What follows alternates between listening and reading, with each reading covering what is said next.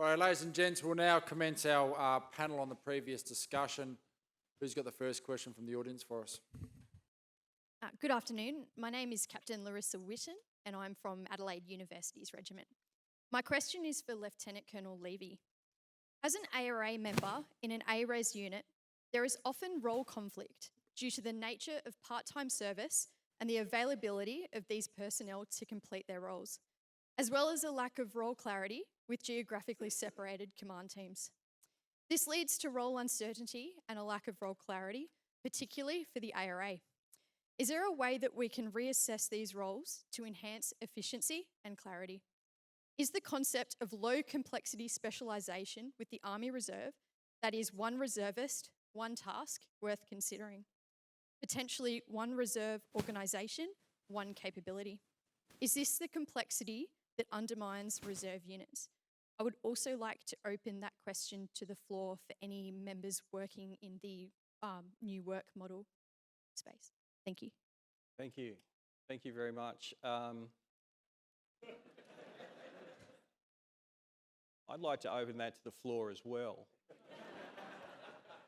It's a complex question, right? And so there are cultural issues at play here. So I talked a fair bit about culture. And so there are the leadership challenges that come with managing a diverse workforce. And I think there are various models. But whatever, and it's going to sound trite because it's a great question.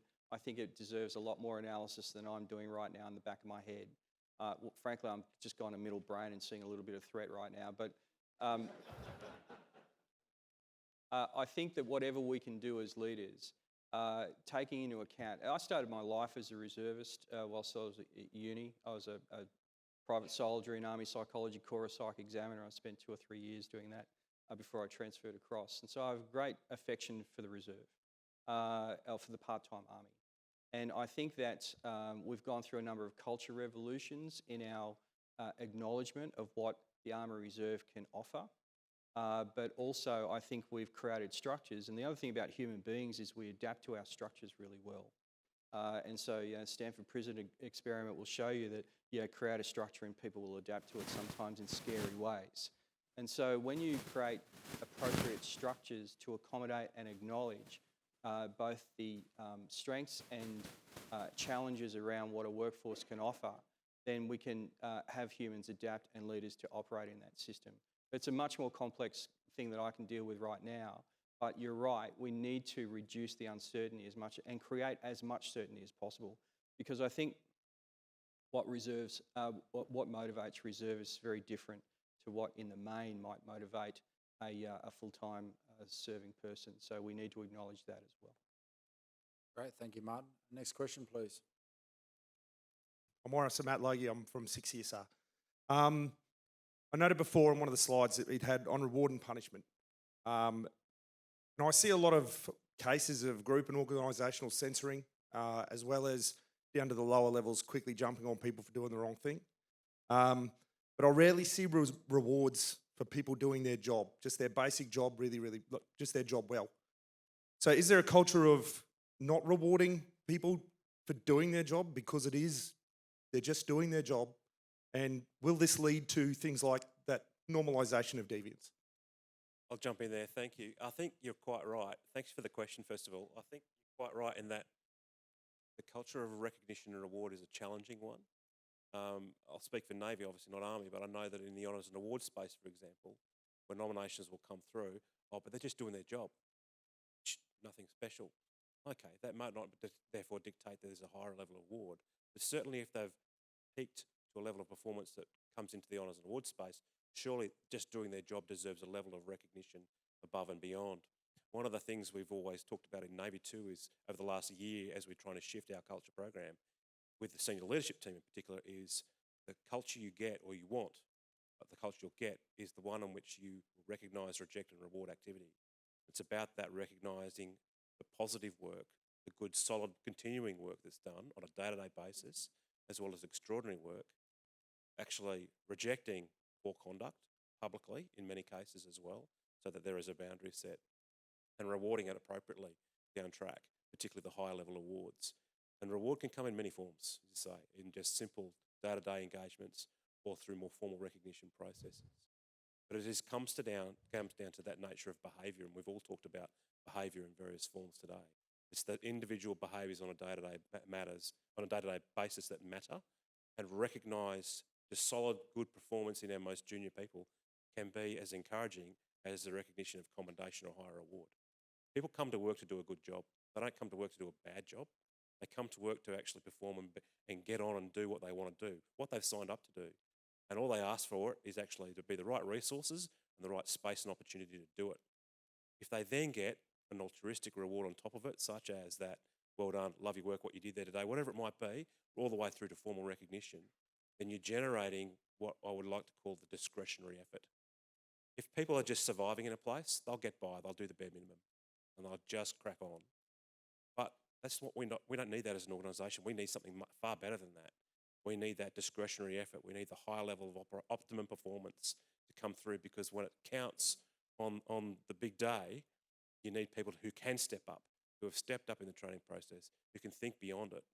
And that's generated by simple human interaction, recognising and rewarding the right behaviours and rejecting those that aren't there. I'm interested in the behaviour of the critics. Why are you criticising someone who's won an award? It really doesn't impact you that much. What is it? Put the scarf model over it. It's a relative status thing. So that person's status has now been elevated against mine. I'm working just as hard harder than they are, and I don't have any recognition. So there might be a fairness element to this as well. But again, I come back to engaging the neocortex over the top of the emotional brain. So I do get concerned a little about the character, perhaps, of the people who are very vocal in their criticism of others who have just won an award. It's a celebration. It's a positive thing. And I do worry about the aspects of growth mindset in the people who are highly critical. I mean, if they want to, I suppose they could write a letter to whoever created the award and say this is unfair and obviously patently wrong, but I suspect no one's ever done that. They've just sat at their desk with the Army newspaper in front of them and criticised heavily and had a cup of coffee and got on with their life. But it's a relative status thing. Excellent, thank you. I'll take this opportunity to ask one from Slido, and this one's for Richard on the panel. Does self-selecting reviewers for a perspective on your character lead to confirmation bias? Is environmental context, i.e. family, work or social, critical in identifying consistent/base character traits? So I think the answer to that question is yes. And I think everyone's background really ties into this complex thing that we're trying to define now as character. And I think to ignore the upbringing that you have is to ignore, some of the very fundamentals that formulate what is you, in essence, your character. I think we certainly accept them within Army, and I certainly think from a psychological perspective, there's obviously screening prior to joining the Army. But once you're actually in the Army, we almost start from a clean slate, and then we just kind of crack on and we focus on the training that we've learned. What I'd like to see is us to mature beyond that and to start this sort of self-reflection understanding. And when we reflect on a period of time of why we made a choice, why we adapted in a certain way and why we made a decision, try to really break down of what is the root of that decision. Was it something that I learnt? Was it an experience that I had? Was it a mentor that I observed? Or was it something before I joined the Army? Does it affect my ethics? Is it because of the high school I went to or the mates that I had or the upbringing that I had? I think once we can start looking at character as this deep, complex sort of thing that extends beyond just our time in service, I think we're really looking at character, for what it's worth, and it's your entire sort of span of life, and that's brought you to this point in time. So I think, yeah, absolutely, it's a part of that. When we talk about personal bias, I think this is one of the key risks to some of the concepts that I've introduced or sort of just talked about today. I think that your character, I'm sort of introducing a model for your own assessment of your own character, and there'll be a lot of people that they're going to say, well, I've done mine and it's awesome, thanks for the booklet. But I think that's part of the risk. But I think as an organisation, we're ready to take that risk and jump forward. And I often think about when I was a lieutenant a while ago now, and I ran my first AAR. I've never been taught how to run an AAR before. My CEO just said, run an AAR. I said, what do you do? He said, you talk about good, you talk about bad, and you talk about what you're going to do differently next time. I was like, well, that's profound. And I ran this AAR, not really knowing the organisation or how to kind of do it. And I was like, well, that was pretty beneficial. And now, back in a brigade, I look at the junior commanders, the lieutenants, the corporals out there now. AAR is a part of the culture of training now. It is almost impossible to do anything as a junior commander without stopping and reflecting and having that AAR. It's no longer a process that we sprinkle on top. It's part of the entire process of leadership now. And what I'd like to see is the AAR for the person, understanding character and reflecting on character, post some sort of activity, be a part of our culture. And I think we're ready for that change. Excellent. Thank you. Our next question, please, from the floor. So for Captain McGock, I hope I got your name right. Noting the success of the double loop learning for navies as an organisation, was consideration given to triple loop learning? That's where individuals' values are assessed, or was this tied up in Next Generation Navy? It's a good question, thank you. The answer is no, we haven't taken it to that next level yet. And we're probably only at the first point with a double loop learning at an organisational level. The values piece is something that we have been pushing for the last 10 years at a local or one-on-one level as part of our leadership development work. We've been offering 360-degree reporting for the management rank levels, Chief Petty Officer, Warrant Officer, Lieutenant Commander, Commander, since 2009. We're now extending that down to Petty Officer level, so the leading seaman on promotion to Petty Officer will get a 360 report as part of their promotion course. And part of that is an assessment of self against your own values. Linked to that is something that one of the Next Generation Navy projects we're doing, which is to review the Navy performance review for both officers and sailors. And the key part of that, although the detail is not there yet, it's a work in progress, but the key part of it is to examine against organisational values, against own values, and against technical skill. We still have to measure the technical skill. At the moment, the bias is all about technical skill, what you do, but not about how you do it or against what value set is against it. So that we will look at the value piece in the performance appraisal, but also continue to bring it into the leadership development space for more junior leaders as they're emerging through, particularly the understanding of own value. What is your own values themselves? Great, thanks, sir. I'll pose another one if I can here. This one's from Anonymous, however highly voted, and I'll pose it to the panel. Please excuse the phrase. Self-development and awareness is accepted in the room, but don't all these self-reflection and development tools risk becoming self-licking ice creams? Those who already agree in its value do, and rightly so. Those who doubt it don't.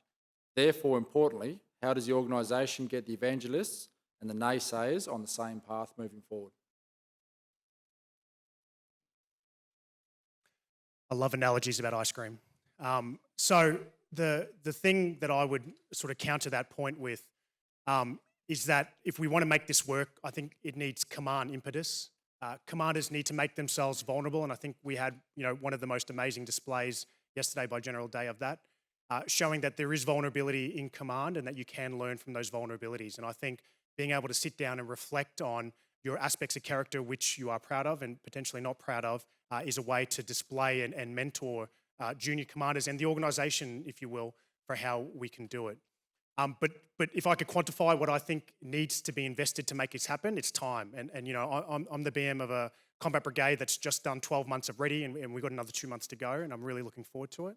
But what I can tell you now is that time is the most precious commodity, and what we need to understand, as the Chief Army highlighted yesterday, if we want to really take seriously self-development, self-reflection, well then what goes? And I think there's an argument to be had that I don't think anything has to go.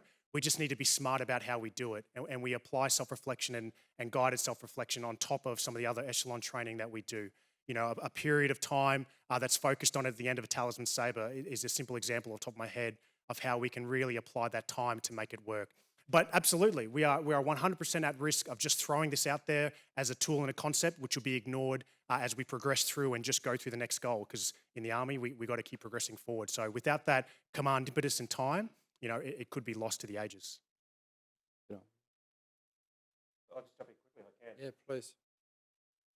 Jump in quickly if I can. The Navy has been doing 360-degree reporting since 2009 and even longer for some smaller units at that big level. It was initially met with much scepticism by many in that rank cohort about what it actually meant. But it came down to the fact that the Chief of Navy at the time and the senior leadership team ever since believed in the power of self-reflection and self-awareness as a key enabler for individual skill going through. we certainly get that usual breakdown of group. There's a 10% of people who are so welded on to the concept that they're just there for every single opportunity they can get. They're not the people we need to convince. You've got 10% at the other end who will never be convinced. Okay, well, they're the sort of people who will useful in the organisation, but may not progress all the way through for different reasons. You've got that big group in the middle who are presented with an option. And when they get the exposure to it, they might just learn a little bit. They don't have to take away all the concepts, but just a little bit of time self-reflecting using a particular tool. In our case, we use the Human Synergistics Lifestyle Inventory, and I've been a debriefer in that since 2010, and I've done hundreds of debriefs, and I've never had a debrief where people have walked away with nothing. There's always something. There's always a little bit of a light bulb moment that they can take away and reflect on what they've done, because it is a mirror that's being held up to them, and it is extraordinarily powerful. They can take it back into their workplace. So it is a tool that I think you should persist with. The self-reflection piece is an important part of character overall. Without it, it just becomes hollow. If anyone's ever presented before the All Core Majors course, you'll see those three groups clearly. They sit together in that big theatre at Canungra, and I usually know where they are. They're often up in that back corner, so I don't know whether you're up there again, but I've got my eye on you.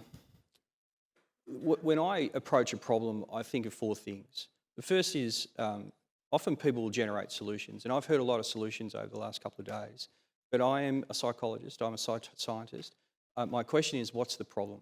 Because if we apply solutions without really thinking about the problem, then we won't get take up because it'll be treated cynically because it isn't actually addressing a well-analysed problem. The second thing I think about is return on investment. Is all this effort going to actually generate a return on investment for soldiers' time and officers' time, which is really important and really scarce, and good value for taxpayers' money in terms of investment? I often hear in my world that was a significant, so if you do psychological science, we often use the word that the result was significant.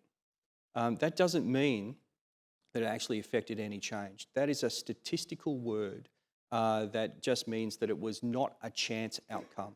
The effect size might be infinitesimally, microscopically small, but the significance is a word that plays differently in psychological science and in an army. The third thing I look at is, can we operationalise the idea? And I've heard lots of good ideas. Can we operationalise these and make them meaningful for our workforce? And I think there's a fair bit of work to be done there. And the fourth is, can we systematise? Because we've all been exposed to cottage industry stuff that ends up sitting on a shelf somewhere. And so it needs to get into the major training systems and the way that we do business around here. The US Army went down the road of comprehensive soldier fitness. And so comprehensive soldier fitness, you did a thing called the general assessment test. 7 or 8 scales, I can't remember how many there were, around physical well-being, social well-being, spiritual well-being, and other bits of well-being. And so you did the test first, and if you got certain scores, then you were identified for additional work. It didn't take long for people to figure out that if you got a good score, you didn't have to talk to anyone afterwards. So everyone started to get, so there was improvement, right? So it was great. The program was working. Very cynical. I think also, just as a final, is because there are people who are negative around this and don't necessarily have a growth mindset, doesn't mean we shouldn't forge on. We shouldn't let people necessarily with naysayers who feel uncomfortable with change. And I'll give you a sense for that discomfort. I recently gave a presentation to a military audience, and we're talking about TED Talks. And a person of a certain rank put up his hand and said, "What's a TED Talk?" And I just kind of laughed because I thought it was a joke. And that's me. That's on me. But I said, well, just ask your mate next to you. And he said, I don't know what one is either. So, and there may be people in this room. So when we talk about, we've got to be careful about the assumptions that we make in relation to where we are. Corporal Kerrin yesterday, when he spoke about the emotional debriefing of his team after they'd lost one of their mates in that contact, was almost apologetic and said to us, you might find this incredible, but I asked the guys how they were feeling.